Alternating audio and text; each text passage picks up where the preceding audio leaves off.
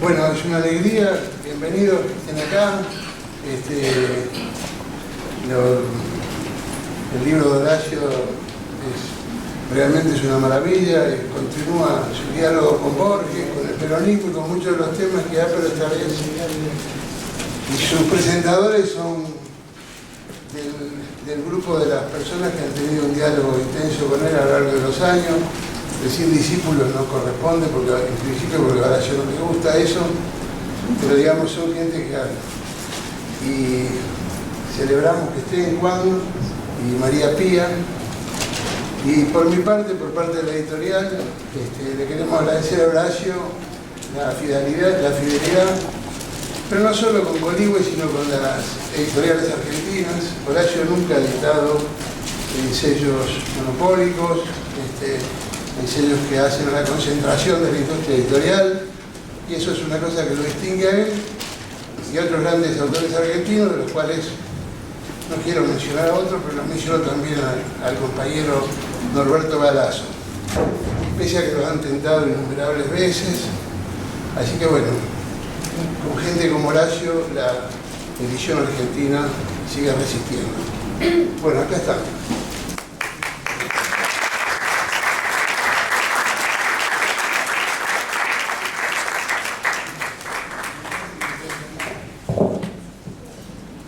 Buenas tardes, todas, todos, todes.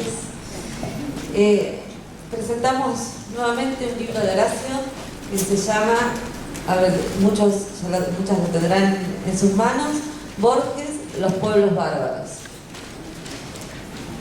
Borges, podría ser Borges y los pueblos bárbaros, o Borges o los pueblos bárbaros, ¿no? Pensar un conector. O una preposición, Borges contra los pueblos bárbaros, o Borges desde los pueblos bárbaros. Pero Horacio decide dejar en de ese modo, ¿no? Que es el nombre de Borges y abajo los pueblos bárbaros, como un subtítulo. A sabiendas que muchas veces después olvidamos los subtítulos, ¿no? Que en general probablemente digamos de aquí en adelante el Borges de González, el Borges de Horacio, ¿no? Y no Borges, los pueblos bárbaros. Pero me interesa por hoy, pensando, hace poco advertí, 48 horas, preparando una clase, que un libro que conocemos seguramente solo por el título, que es Casa Grande y Senzala, de Gilberto Freire, tiene un subtítulo absolutamente sugerente que lo repone en muchas discusiones contemporáneas, que es Historia de la Sociedad Patriarcal en Brasil.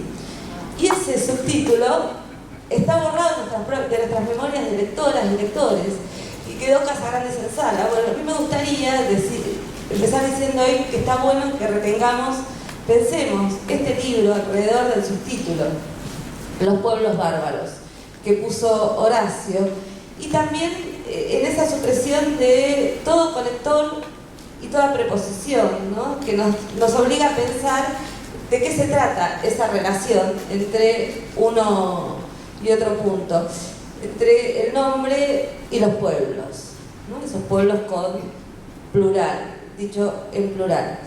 Para Horacio, Borges fue un tema de su escritura, fue un tema de la gestión de la biblioteca. Borges fue un objeto de discusión desde las instituciones públicas argentinas, fue objeto de un programa de televisión que hicimos de la biblioteca con la TV pública, fue objeto de un excepcional número de la revista La Biblioteca, fue tema de nuestras conversaciones y el cuadro permanente que estaba en la oficina de Horacio en Agüero 2502. Y recordaba cuando estaba leyendo este libro que la última muestra que hicimos, y digo todo esto porque pasaron 4 años, pasaron casi, y el casi para todos nosotros seguramente es importante, pasaron casi 4 años de esos momentos, y la última muestra que habíamos hecho en el Museo del Libro de la Lengua, armada esa muestra en esos meses inciertos del segundo semestre de 2015, cuando no sabíamos del todo lo que ocurría, pero lo temíamos, se llamaba Museo de la Eternidad, y se trataba quizás de construir una magia parcial que es un concepto que Horacio recurre de Borges, ¿no? Una magia parcial que seguramente fue insuficiente, que era convocar a toda la literatura argentina que había tratado el tema del tiempo y de la eternidad para decir que queríamos que algo no finalice. Y ahí estaba Bioy con la invención de Morel, por supuesto, y también estaba, y muy fundamentalmente, Macedonio Fernández con el Museo de la Eterna, porque había algo de la idea que había que retener. Bueno, Horacio va a decir en este libro que a Borges hay que pensarlo, al Borges de los 30 y los 40, como una reflexión permanente sobre el problema del tiempo, pero sobre el problema del tiempo en tanto intento de abolirlo para fijar una idea de eternidad, y ese intento de abolirlo es siempre fracasado. Entonces pensaba que quizás lo que hacemos como sujetos políticos, como militantes y como activistas, es también hacer algo en relación al tiempo, acelerarlo, en muchos casos, intentar acelerarlo, intentar detenerlo. Ambas cosas siempre son fracasos, ¿no? Pero de algún modo leer, volver a esos textos nos permite pensar de otros modos nuestros fracasos. Decía, nuestras magias parciales fracasaron, las magias de convocar a la literatura, y la dirección de la Biblioteca Nacional la tomó un borgiano cuya lengua había sido macerada en esas editoriales transnacionales que mencionaba Aurelio, macerada hasta tal punto que pudo convertirse en un borgismo de crucero, ¿no? Bueno, contra ese, de algún modo, volver a poner a Borges acá, volver a poner a Borges en la escritura de Horacio, me parece que es una relectura política de qué hacemos cuando aparece un nombre que está canonizado, que está cristalizado, que aparece dotado de ciertos efluvios, que pareciera legitimar cualquier tipo de acción. Y transcurre esto, el Borges de González, en un momento que también todos estamos azorados ante otro libro que apareció, ¿no? Y un libro que apareció y que se editó, sí, en una editorial transnacional, y lo escribió alguien de quien Horacio decía que le faltaban textos, ¿no? Cuando analizaba sus discursos de gobierno, y Horacio decía, está muy bien todo lo que dice, pero le falta un texto.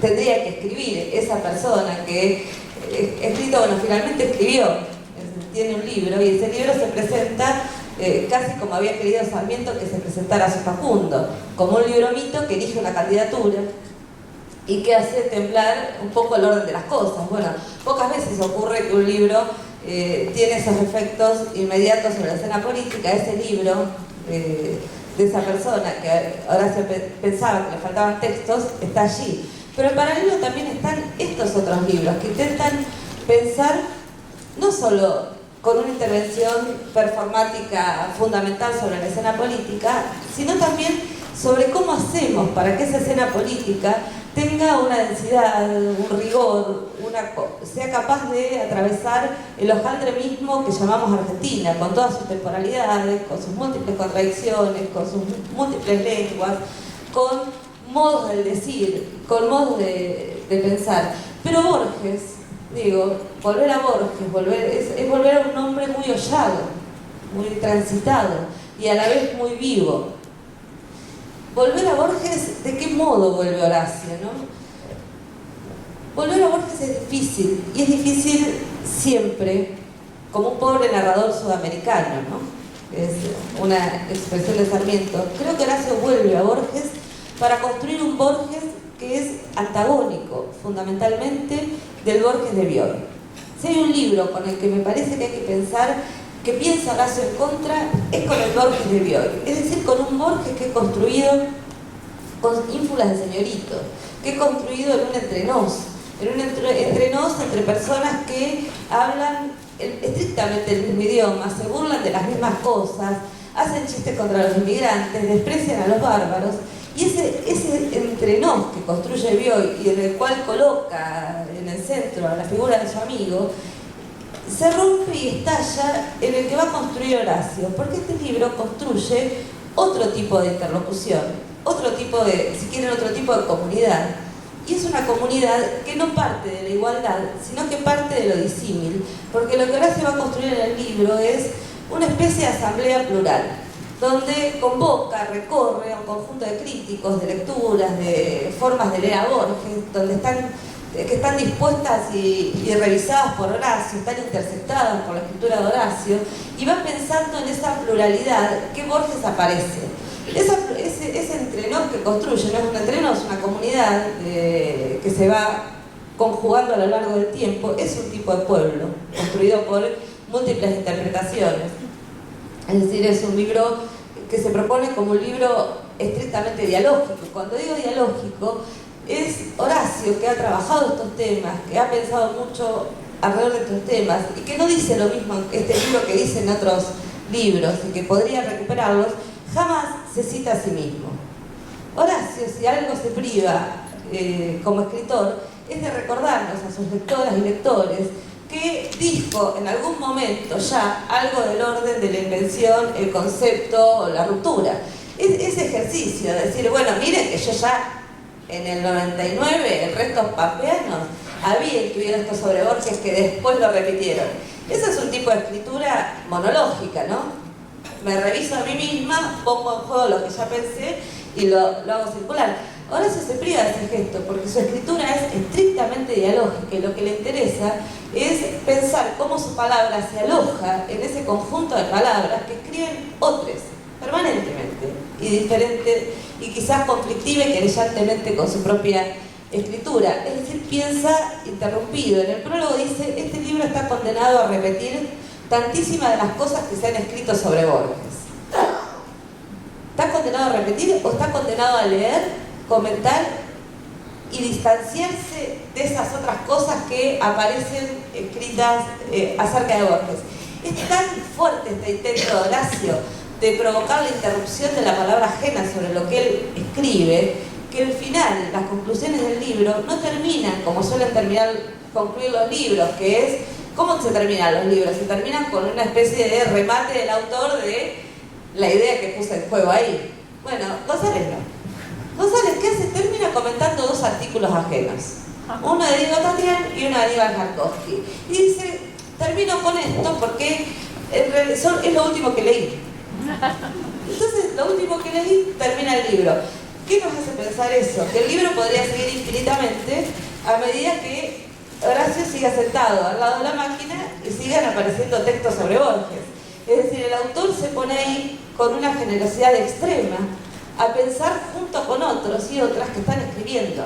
Eso es lo que digo que es ese carácter único que tiene este libro de Horacio y diría la escritura de Horacio en general respecto de cómo pensar la palabra propia en la trama de una asamblea que se conforma con palabras ajenas, o la trama de un pueblo de escritores, escritoras, lectores y lectoras que se piensa allí. Es decir, y termina con una idea de Jarkovsky que a mí me pareció muy interesante porque dice, Jarkovsky sostiene, me falta una hoja, no importa porque tenía muchas, me voy a acordar lo que sostenía y de paso se abrevia.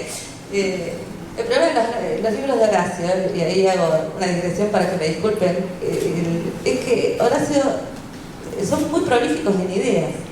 Los libros de Horacio no son fácilmente acotables a un par de fórmulas con las cuales podríamos tratar y dar cuenta con cierta justicia del libro. Entonces, quien las está leyendo empieza a notar y a notar por dónde se puede ir, y finalmente sabe que va a tener que cometer el acto absolutamente injusto de comentar algunas cosas y el resto obviarlas como si no estuvieran presentes en el libro, pero también de autorrestringirse. Pero es culpa del autor y no de la comentadora, quiero decir. Si el autor se ajustara más a tener menos ideas y generar menos despliegues estilísticos, tendríamos muchas más chances de hacer una presentación ajustada a los tiempos. Así que por suerte perdí una hoja. Y es muy interesante la idea de Aníbal, pero la idea de Aníbal, ¿qué dice en ese artículo con el que Horacio prácticamente termina? Dice, Borges corrige, renarra algunas historias, narra como historias de duelo, como hace con la historia de Rosendo Juárez, las vuelve a narrar para pensar en contra de la violencia política. y pensar en contra de la violencia política porque finalmente en su obra también hay una reflexión acerca de la necesidad de comprometer la propia literatura con el orden social y político.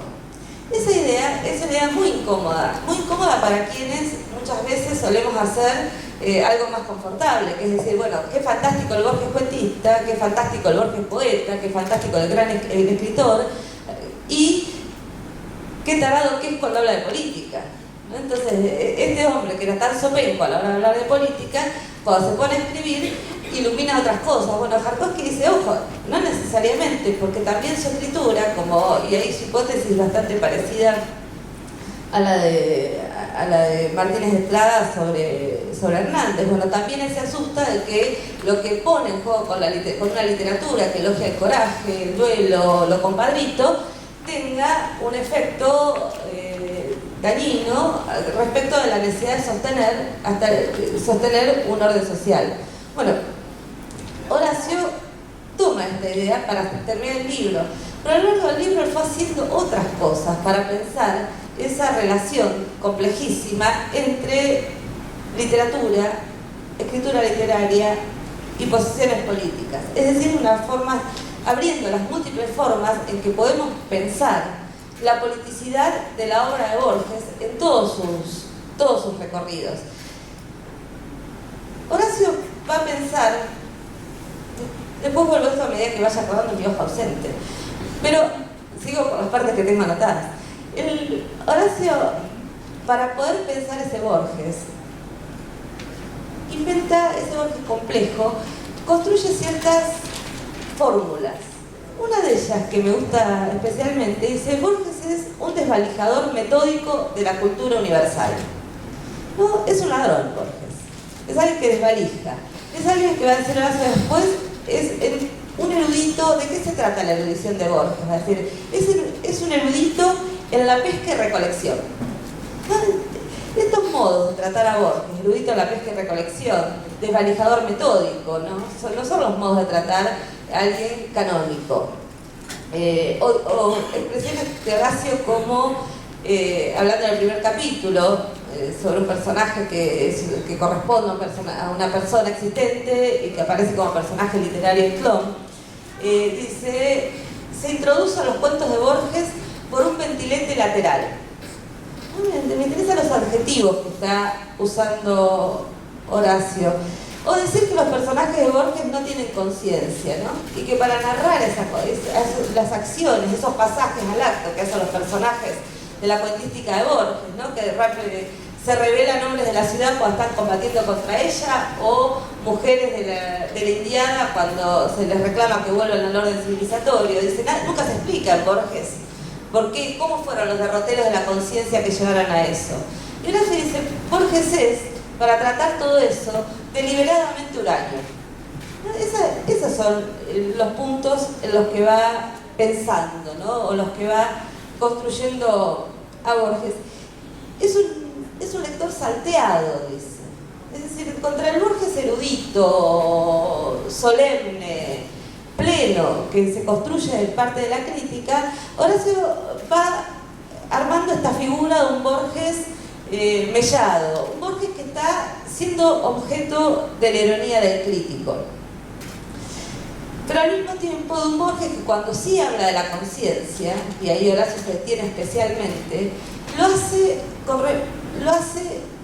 una figura muy incómoda y muy inquietante, que es en Deutsche Requiem, que para Horacio es quizás un núcleo o el núcleo de la obra de Borges.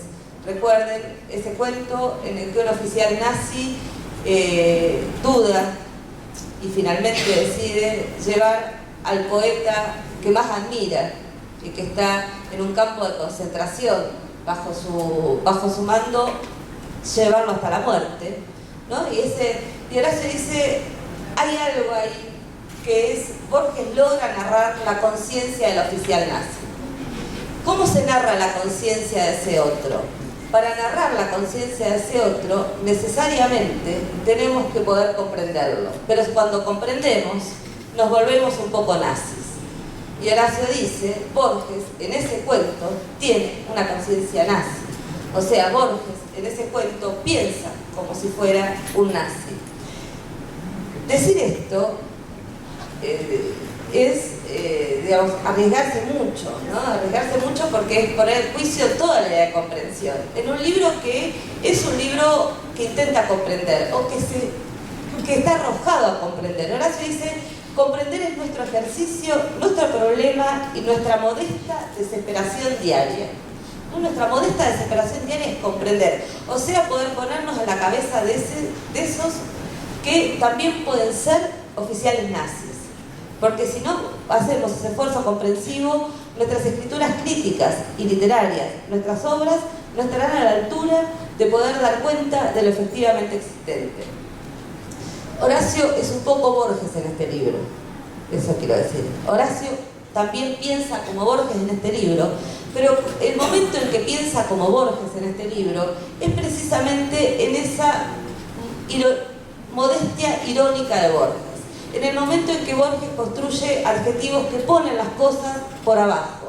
En el momento en que Borges pone en situación, pone la risa, ¿no? Pone un cierto tono de menoscabo en esa risa, y al mismo tiempo es lo único que nos permite hacer justicia. De todos los capítulos del libro de Horacio, el que subtitula el libro es Los pueblos bárbaros. Y los pueblos bárbaros tiene una hipótesis interesantísima, porque Horacio se pregunta ¿cómo puede ser que Borges, que pensó mucho alrededor de la barbarie, pensó mucho alrededor de los bárbaros cuando aparecían como sujetos literarios, y ahí toma dos cuentos excepcionales que son El informe de Brody y El inmortal, es decir, los yahús y los trogloditas? Digo, cuando aparecen esos pueblos bárbaros, dice, Borges se pone de ese lado. Borges piensa desde ahí, piensa con el entusiasmo por esos bárbaros, piensa en que ahí hay algo del orden de la conmoción que cualquier escritura debe contemplar. Y sin embargo, cuando aparecen los pueblos bárbaros como sujeto nacional movilizado, es decir, los peronistas, ahí a Borges se le acaba toda comprensión, todo juego irónico, toda capacidad de poner en tensión lo que llamamos civilización y lo que llamamos barbarie, para construir una forma de la escritura absolutamente injuriante. Y el texto en el que hay dos textos en los que Horacio se basa en ese análisis, que es que es el simulacro, pero fundamentalmente la fiesta del monstruo. ¿No? La fiesta del monstruo, donde Borges y Bioy construyen una escritura despectiva. Horacio va a decir que es esa lengua, es una lengua de remiendos bruscamente cosidos, de requechos exaltados de jergas burocráticas, ¿no? Todo lo que hacen Borges y Bioy ahí es una lengua que se vuelve absolutamente incomprensible, que es una pura parodia y de la cual solo podemos reír con desagrado, ¿no? de lo que pasa allí. Porque en ese cuento lo que se termina es cualquier experiencia dialógica posible. En el cuento de Bioy y Borges hay un soliloquio, que es el soliloquio de esa lengua peronista que se vuelve incomprensible, que solo podemos parodiar. Por lo tanto, si no hay diálogo posible, si no hay escena dialógica posible, lo que hay es aniquilación. Por eso ese cuento, y es bien distinto en ese sentido al cuento que está en el origen de todo eso, que es el matadero, ¿no? Porque el matadero, donde están todos esos problemas, los bárbaros del matadero, como recordaba Piglia siempre, lo que tienen de diferencia lingüística es el voceo. O sea, hablan en una lengua que finalmente es nuestra lengua. En el caso de los bárbaros narrados en la fiesta del monstruo, es una lengua enteramente otra, y es una lengua hecha de rupturas, imposibilidades y formas farsescas, ¿no? Por eso Horacio dice, es el texto más injuriante posible por la lengua que atribuye a esos pueblos bárbaros, y demuestra la incomprensión fundamental. Por eso ese cuento lo podemos leer riéndonos de esa lengua, pero también lo podemos leer con profundo horror, ese cuento, porque sabemos que esa destitución que se opera en el plano de la lengua es la que permite finalmente justificar los asesinatos de Operación Masacre. finalmente es la que permite festejar un golpe de Estado y pensar que esos otros que hablan de esos modos, que nos resultan incomprensibles, pueden ser aniquilados.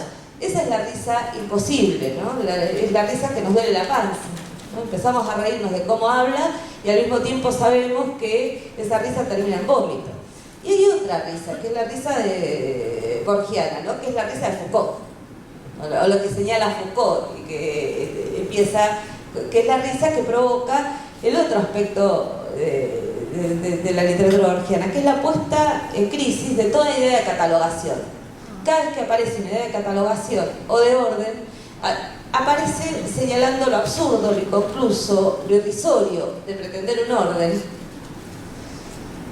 Y eso se muestra, como lo hace Borges, con la lógica de la enumeración. No lo hace en el Aleph, lo hace en la crítica a Whitman, ¿no? El Borges que se ríe de aquellos que intentan dar cuenta del mundo enumerando el mundo. Pero también con estados propios sorprendentes. Y Horacio se detiene en un párrafo de Historia Universal de la Infamia, cuando Borges menciona qué le debemos a la curiosa filantropía de Fray Bartolomé de las Casas. Curiosa filantropía que consistía en decir que no había que hacer trabajar a los indios hasta la muerte, entonces convenía importar esclavos negros que cumplieran ese signo trágico. Entonces, ¿qué le debemos a esa curiosa filantropía? El blues de Handy, el éxito logrado en París por el pintor doctor oriental don Pedro Figari, la buena prosa cimarrona del también oriental don Vicente Rossi, el tamaño mitológico de Abraham Lincoln, los 500.000 muertos de la Guerra de Secesión, los 3.300 millones gastados en pensiones militares, la estatua del imaginario falucho, la admisión del verbo linchar en la 13ª edición del diccionario de la Academia. Paroca, la cita sigue en Horacio, Borges sigue, porque llega hasta la habanera y el candombe, ¿no? ¿Qué le debemos a Bartolomé de las Casas o a su curiosa filantropía? La lista da risa porque mezcla, ¿no? Pone cosas que no pueden ser equivalentes en el mismo lugar. Es eso lo que le había causado la risa en las palabras y las cosas, la risa aclarada en las palabras y las cosas. Nos dice que no hay historia total ni catalogación plena, ¿no? Y que solo postularla es un hecho irónico, ¿no? Que solo postular que hay un orden es un hecho irónico. Él, Borges, el escritor conservador, nos deja una literatura en contra del orden, ¿no? Y eso me parece que es una fuerza política que yo no olvidaría fácilmente en esas lecturas. Y que esa literatura contra el orden puede ser leída desde los pueblos bárbaros. Es decir, puede ser leída desde una experiencia plebeya, cuya presencia viva y política ese escritor combate.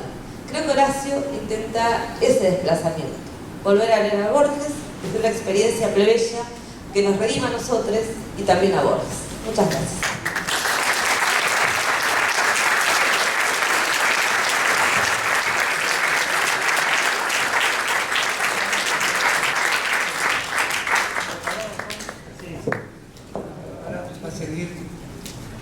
Juan Laxagregori. Quiero no presentar, aunque lo leí, el libro de Rubén Ríos, acá presentes, Borges y el anillo del ser. Me arriesgo con esto porque si consideraran que el mío es muy malo, era posible tomar que sea muy bueno. Por eso todo lo que hago es un riesgo, ¿no, Rubén? Ahí está Rubén Ríos. Ese libro va a ser presentado la semana próxima. Y para colmo lo voy a presentar. Juan Laxagregori. Hola. Bueno, muchas gracias, González, Diego González, por, no sé, que invitarme a leer el libro y a leerlo en las presentaciones. En los libros se leen distinto, me parece. Por lo menos se leen de corrido, que eso es una experiencia extraña, ¿no? Ya, solo para presentaciones, que yo tampoco presento libros esta semana, solo para las presentaciones leo los libros de corrido, o un libro así, con la magnitud de este libro y con la valentía de este libro y la complejidad. Pero entonces eso te agradezco, porque No sé si ustedes ya lo van a leer así, que por ejemplo en Anillado, yo lo leí en Anillado y no sé, supongo que un semiólogo podrá hablar mucho tiempo acerca de la diferencia entre leer un libro en Anillado y después bajo la forma que lo diseña los compañeros de Bolívar. Eso ya me parece algo raro, pero también me parece muy valiente, porque yo entiendo que Horacio tiene una actitud de una especie de abandono de todos los rituales estancos de la vida cotidiana, o sea, como un abandono, o sea, no significa no estar, porque es muy difícil no estar en esos rituales conservadores de la vida cotidiana, pero es un abandono, es como si está, pero con abandono, con dejadez. Y me parece que darle a alguien un libro y no decirle disculpame que no está listo, que son las cosas, ¿no? Hay algo de que el texto tiene un carácter que excede a si se publica bajo una editorial, bajo un anillado, o si es una conversación, o si son fragmentos de una clase, o fragmentos de un pensamiento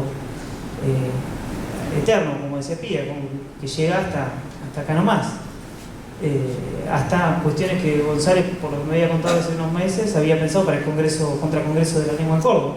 El tema de un solar, por ejemplo, que está al final del libro, y el tema de Tatar, ¿no? y Jarkovsky. En fin, lo que quiero decir es que nunca me atrevo, y esto lo dijo Pía, lo dijo muy bien, pero la misma idea tenía yo, nunca me atrevo a poder, digamos, conjeturar, que es una palabra de González, ¿no? Conjeturar de qué trata el libro de González, ¿no? O sea, la idea del contenido o del tema.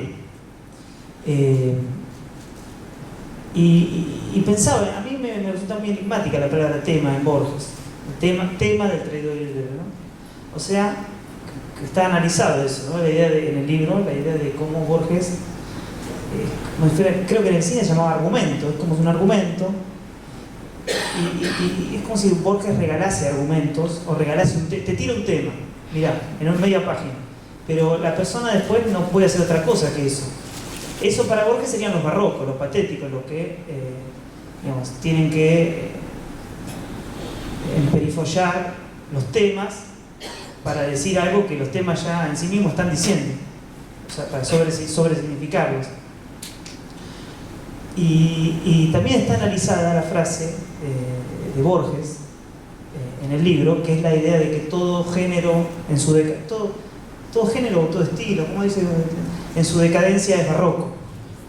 O sea que hay algo de lo agónico de los géneros, cuando ya su significado está naturalizado, que tienen que darlo todo, ¿no? Darlo todo, y llegan a un extremo de barroquismo, porque se están, como se dice, con la reserva del tanque, es como si dan, ¿no? Dan lo último, y eso último que dan siempre es barroco. Y pensaba, y también González dice que en realidad Borges tiene algo de barroco, porque en su forma alquímica, ¿no? En su forma de poder hacer devenir cuestiones que parecen agotadas, o que parece que están al borde de su contrario, pero siempre hay un matiz que lo acerca al contrario, en el sentido de que lo hace parecerse al contrario, pero a la vez lo mantiene vivo ese matiz, ¿no? Esa alquimia, ese destilar de una cuestión, por ejemplo, no sé, la muerte, o el heroísmo, o el honor, o el destino. Son temas que podrían ser declarados solemnes. Borges está muy cerca de que todos pensamos que ya es algo solemne, es una lectura solemne. Y no sé si alguien... Sí, sé que mucha gente lee a Borges permanentemente, pero mucha gente no lo lee más, o no lo lee nunca, porque no sé por qué, y esto González no lo desarrolla, pero lo intuye, que es la parte televisiva de Borges, ¿no? El momento televisivo de Borges, de los 70 y de los 80. No sé por qué Borges tiene esa idea de ser lo otro del lector, ¿no? Y quería decir algo que no tuve tiempo, no me acordé y después me olvidé, que es un Charly García. Charly García también se metió con Borges, porque, digamos, no hay muchas personas, está Borges, Charly García, Maradona, Perón, y no sé, y una vez en el Luna Park, cuando presentaba Clics Modernos, Charly dijo, me acuerdo que era la introducción a la canción Nuevos Trapos, que dice, aunque cambiemos de lugar las banderas, siempre será como la primera vez. Que tiene algo medio borgiano esa idea de que aunque cambies, siempre en realidad hay algo anterior al dualismo, algo precategorial, no sé cómo decirlo, prehistórico. Y Borges dice, Charly hace una reflexión que no parece de Charly porque como si creyese en lo que está diciendo, y dice, bueno, dice, no se rían porque si esto lo dijera Borges, estarían todos pensando o algo así. O sea que ahí yo pensaba que Borges, que Charly de lo único que es menos es de Borges, porque Charly García es como un héroe, ¿no? Y contra el único que con el que perdió es con Borges. Cuando se metió con Borges, nombró a Borges en un recital de rock en el 83, que Borges es su momento, digamos, su peor momento, digamos, ¿no?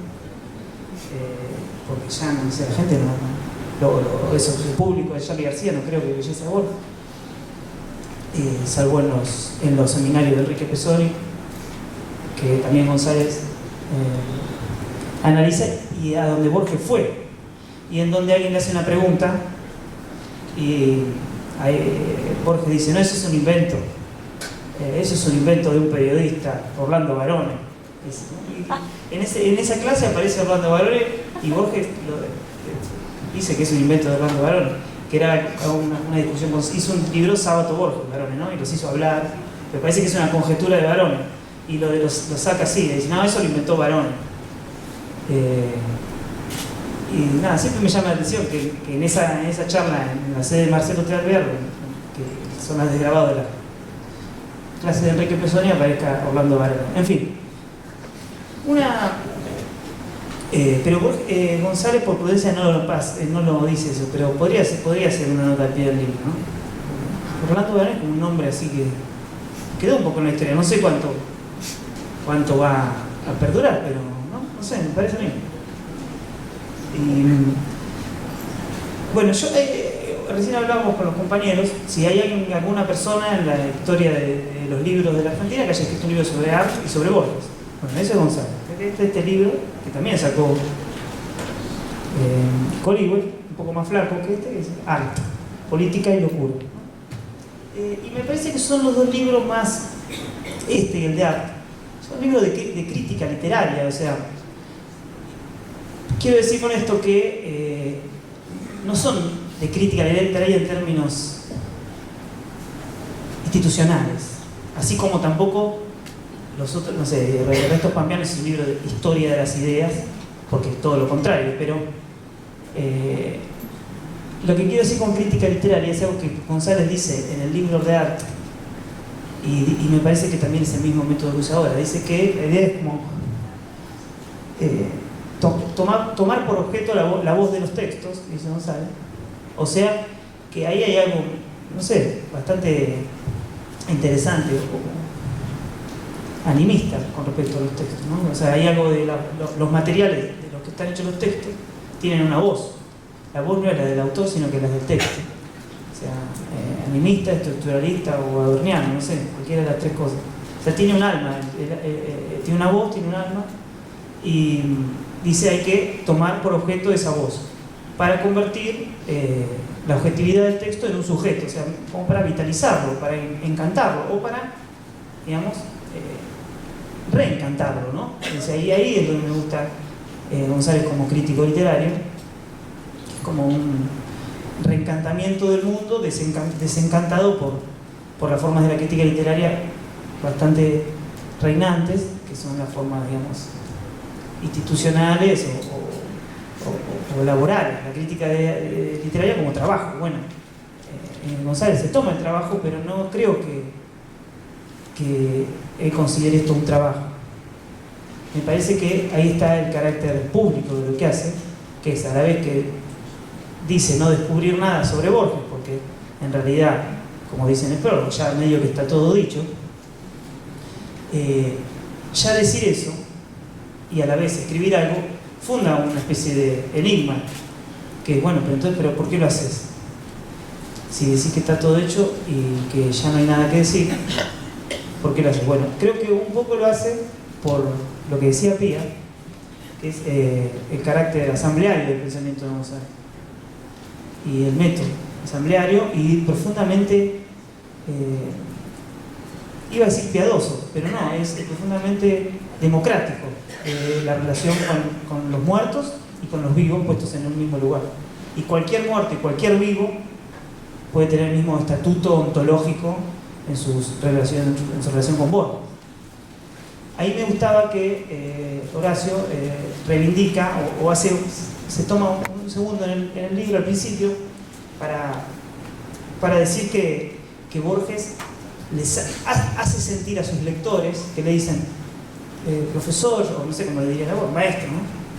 Maestro, tal cosa en tal libro, no lo había pensado, usted me acaba de transformar la tarde, el día, y le dice que los convierte en falsos mediums, dice González, ¿no? Como que Borges era esa especie de caballerosidad, ese honor, que los transforma en falsos mediums. Pero yo pensaba eso, porque me parece que es un tema que también hubiese justificado una nota al pie linda, me gustaría escucharlo a González alguna vez hablar de esto, que es la idea de decirle lo que quiere escuchar. Y eso tiene un rasgo democrático. O sea, digamos, el punto que a mí me interesa mucho de González siempre es como su característica polémica, ¿no? O sea, el modo no cínico de polémica, y una polémica que siempre está como si dijéramos ahí, inteligible en los textos, no de frente, ¿no? Y por ejemplo, en un momento habla de que alguien dijo de Hernández Arregui no sé qué cosa, creo que dijo que era soberbio, y dice, no hay que decirlo así. Es como que creo que en la parte del libro donde más duro se pone, no hay que decirlo así, o lo defiende Hernández Arregui, ¿no? Y dice ahí, en todo caso sería, eso me parece que es la parte más polémica del libro, polémica en cómo se entiende la polémica hoy en día, o el vituperio, digamos, o el ultraje, ¿no? O la injuria, porque sí. Entonces me parece que ese método de González, de traer las voces, de conversar con muertos y con vivos en el mismo espacio, en la misma plataforma, es una forma democrática, ¿no? Y es una forma piadosa, porque me parece que en el fondo él sabe que a veces se está trayendo a personajes que no son tan interesantes, pero siempre rescata lo más interesante de los no interesantes. Una vez, por ejemplo, del Vino López, González dijo, el mejor de los malos y el peor de los buenos, el Vino López. Yo lo escuché decir eso, y así es como trata a muchas personas, ¿no? En el argumento, o sea, hay algo que hay encontrado un punto medio. Igual el López ya medio que cae los 80 más, ahí puede ser, no sé cuál, el Benjamin, no sé. Se entiende lo que digo, ¿no? O sea, decir eso, decir lo que quiere escuchar. Entonces, cuando yo pensaba en esos falsos medios, ¿no? Cuando nos acercamos a alguien que admiramos y nos dice lo que queremos escuchar. ¿Y eso es ingrato o es hermoso? ¿Cuál sería la verdad de ese hecho? Porque yo me voy con la idea de que Borges dijo que le había cambiado la vida. Y nunca voy a saber si es verdad o no. Y a mí me parece hermoso eso, ¿no? Y me parece que González muchas veces opera así. No, pero no digo sujeto a risa, digo que es muy difícil hacer eso, porque todos tenemos el resentimiento adentro y nos gusta ejercer el poder de decirle a alguien, bueno, eso que me dijiste no me cambia nada. La mayoría actuamos así. Nuestro poder mínimo cotidiano es desdeñar a alguien. Quizá también por eso y por el capitalismo el mundo no funciona. ¿Por qué? Por la incapacidad que tenemos de no ejercer el poder, ¿no? El poco poder que tenemos. Y perdón, no voy a decir algo que es a cuenta mía, pero no me gusta eso que le dijo Cristina de Manieto, ahora que se está en un libro, que es lo que echó en la radio. A ese hombre le gusta el poder verdaderamente, algo así, no sé cómo dijo. Le gusta el poder, pero no el poder del odio, el poder, le interesa. Y eso en sí mismo tampoco me parece bueno. Porque en el punto lo que quiere decir es que a ella le interesa eso. No sé, me parece una discusión linda realmente. Bueno, perdón. Y no eso decía, creo que Barthes, de las cartas de amor, que uno en las cartas de amor había un código implícito que era decirle al otro lo que quiere escuchar para que el otro también diga lo que yo quiero escuchar. Y así funcionaba bien las cosas. ¿No? Bueno, voy a tratar de ir a algún grano. Dos cosas. Yo creo que de nuevo en este libro está un tema que a mí me parece fundamental en la obra de González, que es la cuestión del mito, o sea, de por qué hablamos o por qué actuamos de una manera que parece no tener origen, y cuando encontramos ese origen, en realidad ese origen es intangible. Y el problema de la nación, o sea, el problema de hasta qué punto somos partícipes de algo en común con otros y hasta qué punto estiramos o acortamos ese lazo que nos une con los demás, digamos. Y en este caso Borges, con esos dos problemas, sería hasta qué punto Borges se hace cargo de problemas universales, prestando atención a cuestiones muy ordinarias de Buenos Aires o de Palermo, como de las afueras, que es un término hermoso, porque las afueras no es ni Buenos Aires ni La Pampa. Porque una cosa que pensaba el otro día es cuántas veces Borges habrá dicho la palabra Argentina en sus textos. Está muy poco, me parece. Está más otras palabras para referirse a Argentina. Y entonces ahí pensaba que un problema era que si Borges en realidad no es más porteño que argentino, creo que en algún texto da a entender, no me lo acuerdo bien, no me acuerdo qué texto, pero que de América dice, que allá está América, no dice Argentina, no dice Sudamérica, dice América, ¿no? Que después de Buenos Aires está América. Entonces el problema de la nacionalidad o del mito de la nacionalidad se entretejen, ¿no? Mito y nacionalidad. Eso me parece que está todo el libro, más allá, creo también, como decía Pía, el tema de la conciencia y de la relación entre la conciencia de los personajes y la conciencia del autor. No, pero ahí sería muy aburrido. Quería dos cosas, digamos. Yo sé que el problema de la anécdota, o sea, como pensaba que el libro, y esto está buenísimo lo que decía Pía de Borges de Viola, porque como pensaba la responsabilidad la prudencia y la responsabilidad del que puede pensar críticamente sin anécdotas. O sea, del que puede no pensar en el vacío, sino que aquello que nosotros entendemos como anécdota, en el caso de González, en su método, lo entiende como tesoro, como algo, un objeto que brilla. Y no lo reduce a la anécdota, que la anécdota sería lo que ilustra, sería el color local, que Borges, que a mí me parece un término hermoso, porque no sé si se le ocurrió a Borges color local, que me parece un término hermosísimo, ¿no? Ministerio de color local, o sea, como hay algo de color local que me parece enigmático y hermoso, le pondría una revista con ello, color local, revista color local, por ejemplo, de arte y literatura. Y lo que estaba diciendo es la anécdota, ¿no? Trabajar con la anécdota o pensar con la anécdota. Yo creo que González muy pocas veces hace eso. Si lo hace, le da un poder a la anécdota que justifica después 10 páginas, ¿no? Pero nunca una anécdota está para ilustrar, ¿no? No es que la literatura ilustre o el chisme popular ilustre, no, tiene el mismo estatuto que la fenomenología del espíritu, ¿no? El Vino López puede hacernos pensar como la fenomenología del espíritu. Eso todos los que están acá, que son lectores de Horacio, lo deben saber, pero me interesó mucho del libro la capacidad por no caer en el anecdotario de Borges. Como que, vieron que hay un programa de televisión, de radio, que se llama de Matías Martín, que en un momento tenía una sección que era, le hacían preguntas a todos los invitados, una anécdota con Maradona.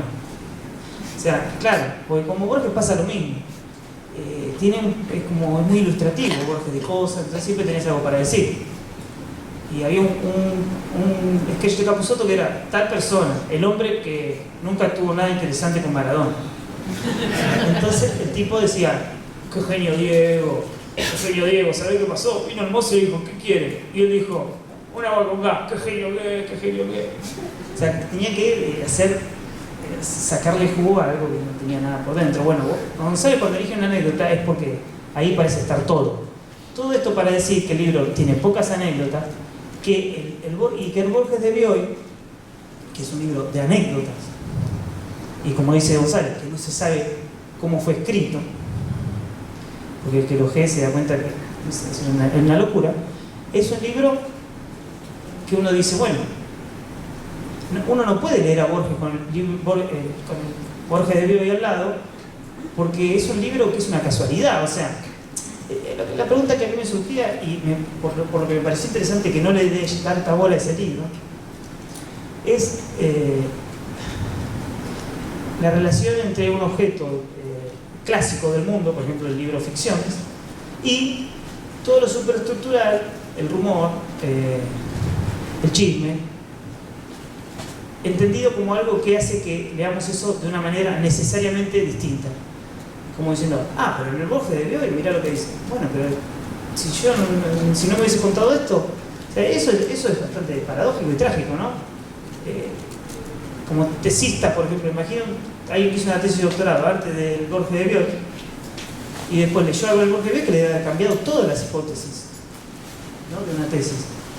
Cuando los chismes se vuelven públicos o tienen un carácter libresco, un carácter cultural, se vuelve un objeto cultural, eso puede destruir todo. Y me parece que eso es en honor a Borges, que González Borges escribió esto, ¿no?